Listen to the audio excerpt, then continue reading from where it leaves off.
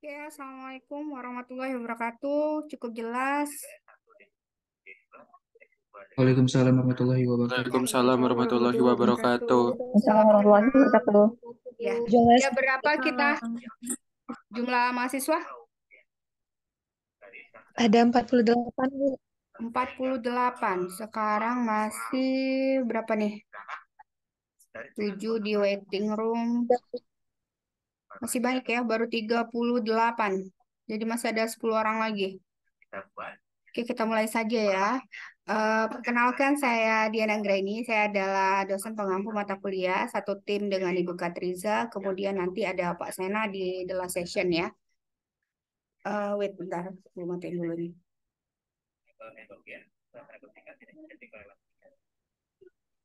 Jadi, materi kita itu, materi yang akan Ibu sampaikan ini adalah kelanjutan dari materi sebelumnya yang mungkin sudah Ibu Ica sampaikan. Dan kebetulan learning Ibu masih belum bisa, jadi masih ada trouble. Jadi otomatis untuk absensi kalian sudah bisa absen tadi? Sudah, Bu. Sudah bisa. Sudah Bisa, bisa Bu. ya. Tapi mungkin untuk tambahan khusus untuk Ibu saja, Ibu akan bagikan link Bitly untuk kalian absensi khusus jam pengajaran Ibu saja ya. Oke, ini masih banyak yang minta di waiting room ya.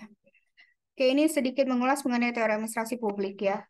Ini mungkin kalian sudah pelajari. Kelihatan ya? Ya, oke. Ini yang pertama mengenai teori administrasi publik. Ini sedikit mengulas bahwa menurut Deliandi bahwa ilmu atau yang mempelajari usaha itu adalah mencapai tujuan tertentu itu disebut dengan administrasi ya, bukan publik ya. Kemudian mungkin kalian juga sudah belajar mengenai fungsi-fungsi administrasi, sedikit mengulang, ada POAC. Kemudian bagaimana arti penting dari administrasi publik itu sendiri. Wait, bentar.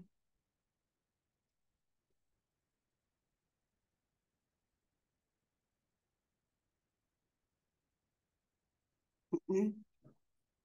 Kemudian ada definisi dari unsur-unsur yang terkandung. Jadi pada prinsipnya administrasi itu ada yang pertama itu dua orang atau lebih. Kemudian ada proses kerjasama di antara kedua orang itu.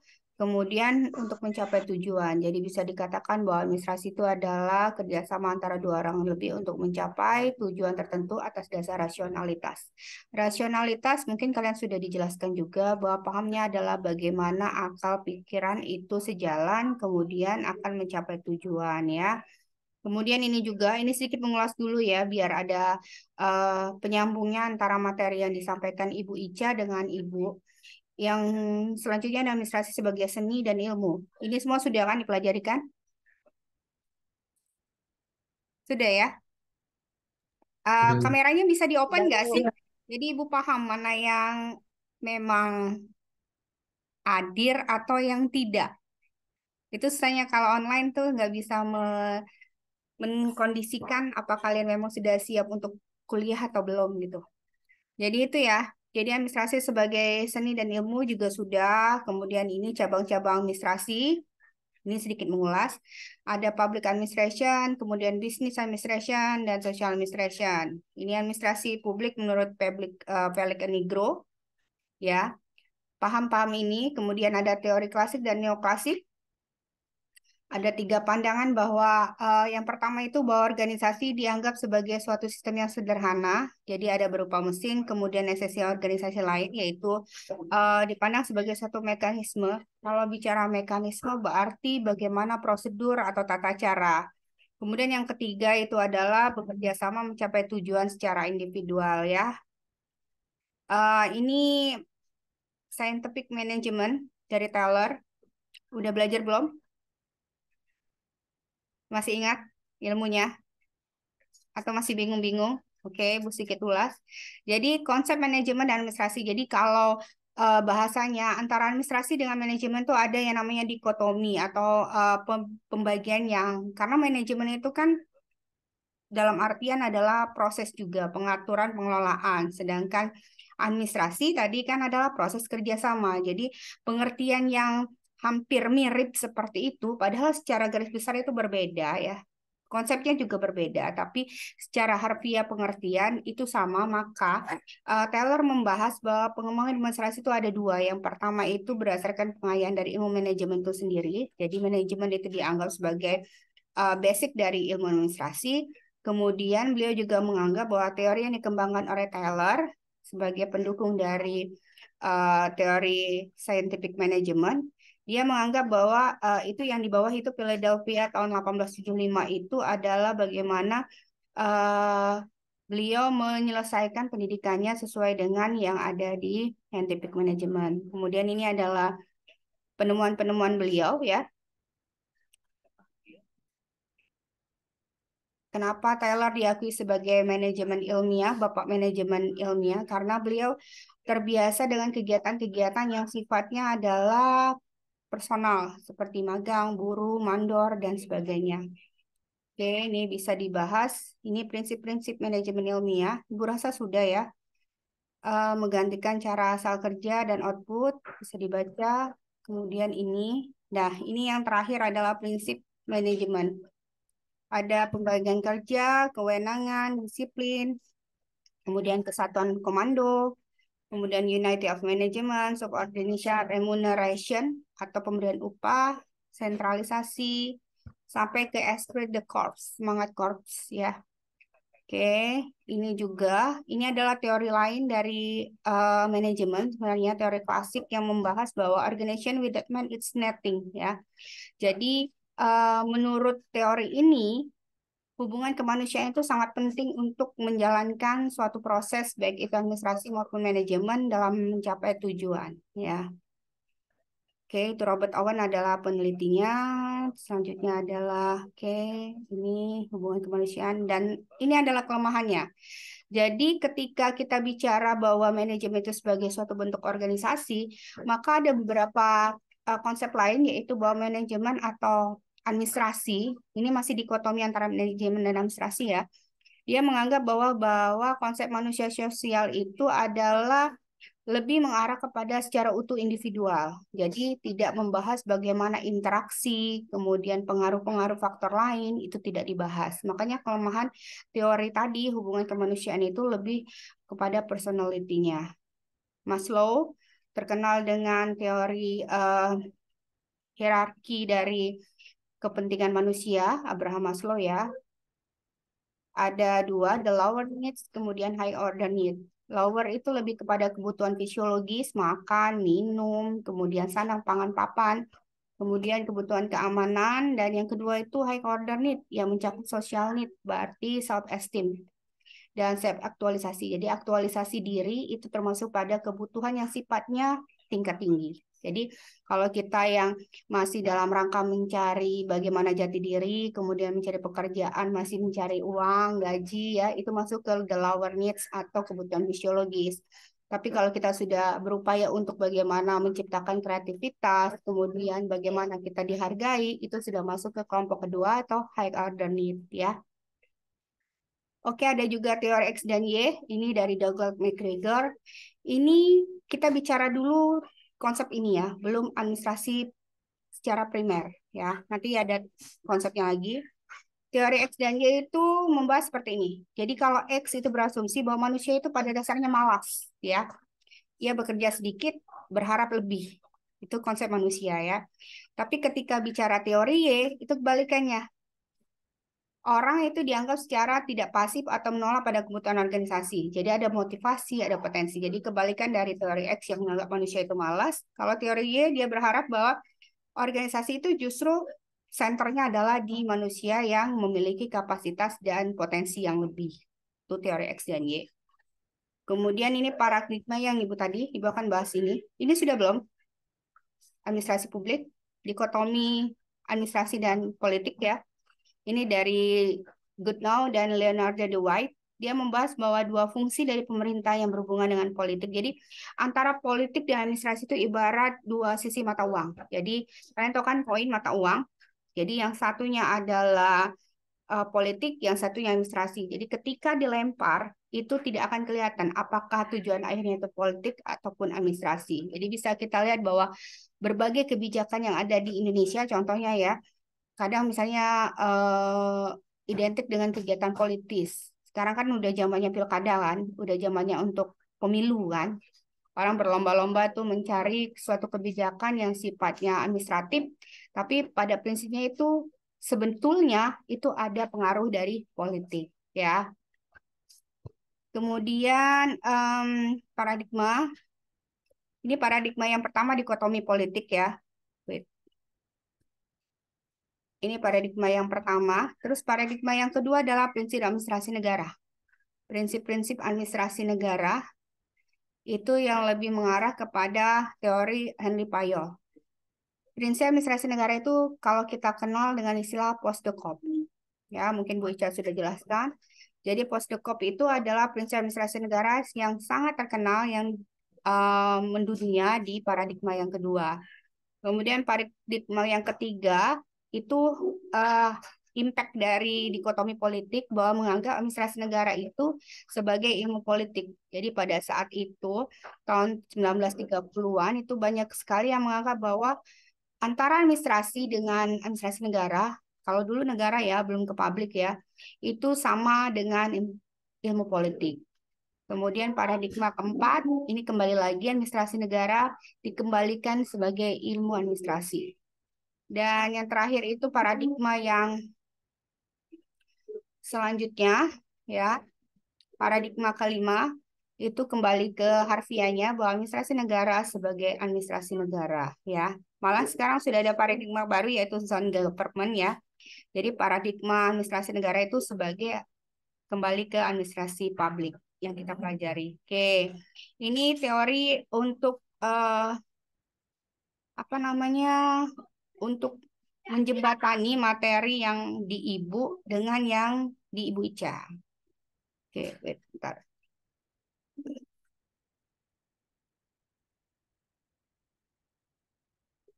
Ada satu lagi materi yang mungkin kita masuk baru ke teori administrasi publik ya.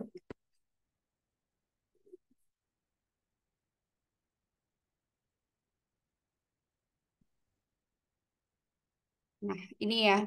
Ini baru the real teori administrasi publik. Jadi, sebenarnya apa sih yang dimaksud dengan teori administrasi publik itu? Ya, kalau tadi kan teori-teori yang masih identik dengan manajemen, kemudian teori-teori yang berhubungan dengan bagaimana paradigma administrasi negara itu berlangsung secara proses.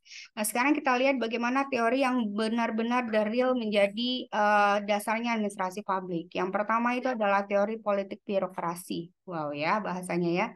Jadi teori politik birokrasi ini berlandaskan dari paradigma yang pertama bahwa adanya dikotomi politik antara administrasi dan politik ya. Jadi dianggap bahwa birokrasi itu terlibat secara perilaku politik.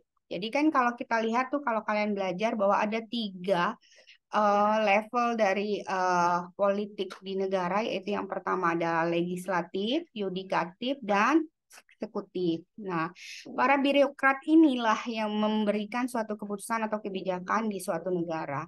Dan pada saat yang sama juga, para birokrat yang 3 level ini juga menyelenggarakan yang namanya kegiatan politik. Makanya ketika bicara teori politik birokrasi, itu yang dibahas adalah bagaimana itu ya, birokrasi secara logis menjadi politik of the first order. Jadi birokrasi itu tempat atau wadahnya timbulnya politik. Itu teori yang pertama, ya. Kemudian yang kedua itu administratif teori. Ini Waldo. Dia menolak tuh yang tadi. Kalau yang tadi kan yang pertama dikotomi politik administrasi itu dijelaskan sebagai teori politik birokrasi. Tetapi ketika Waldo, menurut beliau bahwa tidak ada tuh yang namanya dikotomi politik. Waldo berpendapat bahwa administrasi itu tidak ada yang namanya pengaruh politik. Jadi teori demokrasi, teori administrasi itu suatu hal yang berbeda dan tidak harus berurusan dengan demokrasi politik. Itu menurut teori yang kedua, ya. Kemudian ada lagi yang namanya teori ortodok. Jadi teori ortodok ini adalah tetap Waldo, tapi mungkin dia lebih ke perspektif bagaimana klaim politik itu lebih bersifat netral dan bersikeras bahwa prinsipnya politis itu netral. Jadi ya kalau misalnya kita bicara politik ya tetap politik saja, birokrasi tetap birokrasi saja, administrasi ya tetap administrasi saja. Tuh ya. Nah, bagaimana dengan kelihatan ketika Waldo mendekat dengan ini diambil dari buku ya sumbernya. Filosofi politik yang melekat pada administrasi publik. Karena kan seperti yang ketahui bahwa seperti kejadian yang sekarang ini ya banyak terjadi bahwa yang namanya birokrasi itu tidak lepas dari yang namanya politik ya. Kita tidak bisa melepaskan bagaimana politik itu timbul dan bagaimana bisa melepaskan dari pengaruh politik dalam suatu negara. Nah, inilah yang dibahas di Waldo teori mengenai politik demokrasi ya. Nah, ini masih jadi satu sisi menganalisiskan nilai alamiah tentang hierarki dalam birokrasi. Di sisi lain juga tidak bertentangan prinsip-prinsip egalitarian dalam demokrasi. Jadi ketika bicara administrasi, teori ini mirip dengan semua teori demokrasi yang lain, tapi lebih ke arah bagaimana demokrasi itu dengan tuntutan dari pemegang otoritas. Jadi cukup jelas dan lebih mengarah kepada birokrasi yang sebenarnya. Ada lagi yang namanya paradigma Allinson. Ya, paradigma Allinson ini lebih ke birokrasi politik. Ya, kalau zaman ibu kuliah dulu, ibu kan angkatan 99 tuh S1-nya ya. Mungkin sama kayak orang tua kalian ya. 99 itu ibu baru masuk Fisip Unsri dan tamatannya, oh ya kita belum kenalan ya. Kalian tidak ada yang menanyakan soalnya. Jadi ibu langsung ke materi. Jadi ibu S1-nya itu S1 Fisip Unsri tahun 99. Ibu Ica itu dosen ibu waktu S1. Bayangkan, Ibu Ica masih awet muda, ibu sudah menjadi dosen ya. Kemudian eh, tamatnya tahun 2003. Kalau dulu cum laude itu 3 tahun setengah. 3 tahun setengah, 7 semester, IPK 3,5 minimal dan tanpa C. Itu kalau sekarang ya. Kalau dulu. Kalau sekarang tidak seperti itu kan, beda lagi alurnya. Tamat 2003, kemudian sibuk bekerja, baru nggak harus melanjutkan studi itu tahun 2015. Jauh ya, lama ya. Karena ibu bekerja di perusahaan asing, jadi happy. Kalau sudah happy, lupa. Kalau basically bahwa sarjana administrasi negara itu harus kembali ke dunia birokrat seharusnya ya. Teman-teman udah pada PNS, ibu masih tetap pegawai swasta. Diajak ikut PNS, tidak mau. Karena sudah happy dengan kondisi tersebut. Sudah PW kalau orang bilang kan. Kemudian 2015 baru melanjuti kuliah lagi, S2 di MAP Unsri. Di MAP Unsri itu 4 semester, 2017 itu selesai ya. Kemudian 2017 alhamdulillah bisa masuk ke dunia perdosenan. Jadi 2017 itu masih baru, masih unyu-unyu ya. 2017 ibu masih di swasta, kemudian sekarang itu baru lanjut lagi di S3 ya. Jadi ibu itu kelahiran tahun 1981. Mungkin ada yang sama dengan orang tuanya. Jadi berapa umurnya sekarang? Umur ibu itu 42 tahun. Anak dua, yang besar itu SMA dan yang kecil itu SMP. Ya. Oke. Kalau kalian pulang di Palembang, alamat ibu di Jalan Angkatan 45 di belakang rumah makan Pindang Musirawas, arah PS.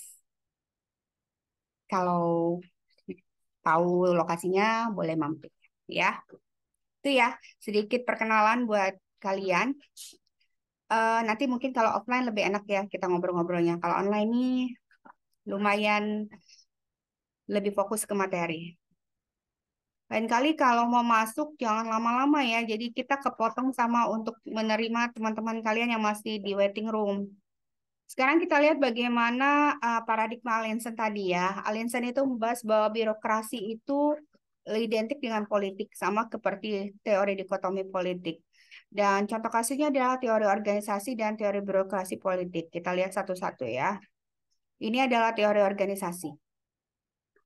Ini penetapan dalam konsep bahwa organisasi itu lebih bersikap rasionalis, realistis, dan yang kedua adalah proses organisasi secara politik dan birokrasi politik. Jadi lebih mengarah kepada pendekatan keputusan. Jadi menurut Allison ini, bahwa yang namanya organisasi itu adalah wadah secara realistis untuk mencapai proses organisasi dan kalau sekarang itu identik dengan birokrasi ya.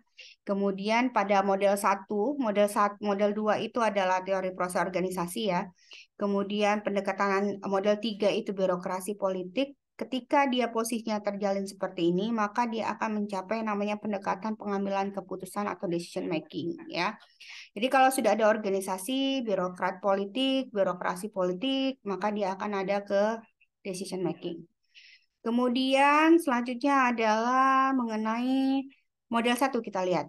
Model 1 itu kebijakan rasional atau model aktor rasional. Jadi ketika di sini contohnya adalah negara-negara yang memaksimalkan utilitas aktor dan bereaksi secara strategis terhadap peristiwa yang terjadi. Kemudian fase ini lebih mengarah kepada pendekatan neoliberal ya. Model yang kedua adalah proses organisasi. Secara ontologi bahwa ontologi itu secara nilai ya, bahwa pemerintah itu adalah konglomerat semi feodal. Itu menurut model kedua ini ya. Mereka menganggap bahwa yang namanya pemerintah itu pasti memiliki suatu persekutuan untuk mencapai tujuan. Nih. Kemudian ada teori proses, sama, Allison model 2, itu merupakan tanggung jawab yang harus dibagi-bagi. Kemudian ada model 3-nya, birokrasi politik. Sekarang kita masuk ke birokrasi politik. Birokrasi politik itu adalah secara ontologi memiliki bahwa pemerintah, organisasi dalam pemerintahan adalah aktor kunci. Kalau tadi kan adalah lebih ke arah kewenangan yang bersifat hierarkis. Kalau yang ini adalah ontologinya bahwa organisasi dalam pemerintahan itu aktor kunci. Jadi yang penting itu organisasi, bukan orang yang melaksanakannya. Ya. Selanjutnya adalah mengenai birokrasi politik, mengenai di mana Anda bergantung. Ini contohnya. Ketika Angkatan Udara itu lebih ke arah negosiasi diplomatik, maka pertahanan sipil akan lebih ke arah aksi militer dan perwira militer tidak mau masuk berat karena lebih memiliki preventif atau ini salah ya, atau lebih kepada pencegahan. Kita lihat ini. Ini adalah bentrok kalau zaman dulu ya, Irak ya. Kepentingan minyak itu ada ideologi Amerika Serikat, kemudian Departemen Pertahanannya itu lebih ke arah bagaimana menyerang dan harus menang. Itu yang terjadi pada birokrasi Irak. Nah, ini yang penting. Politics, power, and organization ya. Jadi ketika bicara politics, maka itu tidak akan terlepas dari yang namanya power atau kekuatan. Kemudian bagaimana ringkupannya politik tidak terbatas pada kegiatan tawar-menawar, kemudian juga melibatkan komponen dasar, sehingga terjadi sifat dan konsep struktur dalam kekuasaan itu relatif tergantung pada isu organisasi. Jadi cukup jelas bahwa ketika kita bicara politik, pasti erat kaitannya dengan power dan organization ya. Kemudian ini adalah masih ke politik position and power. Kita lanjut ke nih ya. Abad ke-19 USA dipandang lebih. Nah, ini adalah contoh kasus di mana ketika tahun 74 itu ada yang namanya komposisi demografi yang tidak mencerminkan representative nature of bureaucracy. Jadi di situ ada kaum perempuan yang dianggap memiliki keterbatasan sehingga perlu perwakilan dalam layanan sipil. Jadi kalau sekarang itu tidak lagi ya, kalau dalam legislatif pun itu representatif wanita ataupun perempuan itu sangat terwakilkan walaupun kuotanya itu tidak penting ya. Oke. Sekarang conclusionnya adalah bagaimana eh, birokrasi politik institution itu memiliki kemampuan sebagai framework dan memperkenalkan secara teori maupun secara praktek. Itu ya. Oke, nanti Ibu kasih PPT-nya di grup di ketua kelas. Semoga bermanfaat.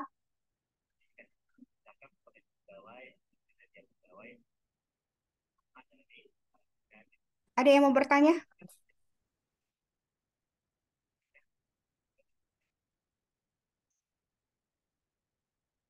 Hari ini pengganti mata kuliah kita hari ini ya.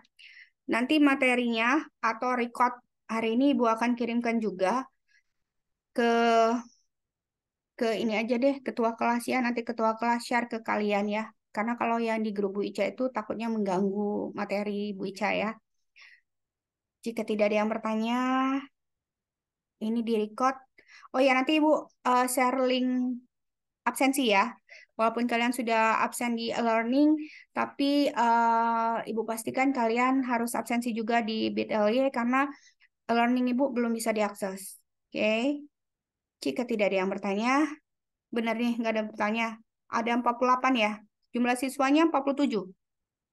Berarti masuk semua ya? 48, Bu. 47 apa 48? 48, Bu. 48. Oh ya, berarti aduh, Ahmad Zulhamdi Akbar, the last session ya. Oke, kalau begitu cukup untuk hari ini. Lebih dan kurang Ibu mohon maaf. Dan kepada Allah Ibu mohon ampun. Selamat liburan. Happy Maulid Day. Wassalamualaikum warahmatullahi wabarakatuh. Waalaikumsalam Waalaikumsalam warahmatullahi warahmatullahi wabarakatuh. wabarakatuh. Warahmatullahi Terima kasih, Bu. wabarakatuh. Terima kasih, Bu.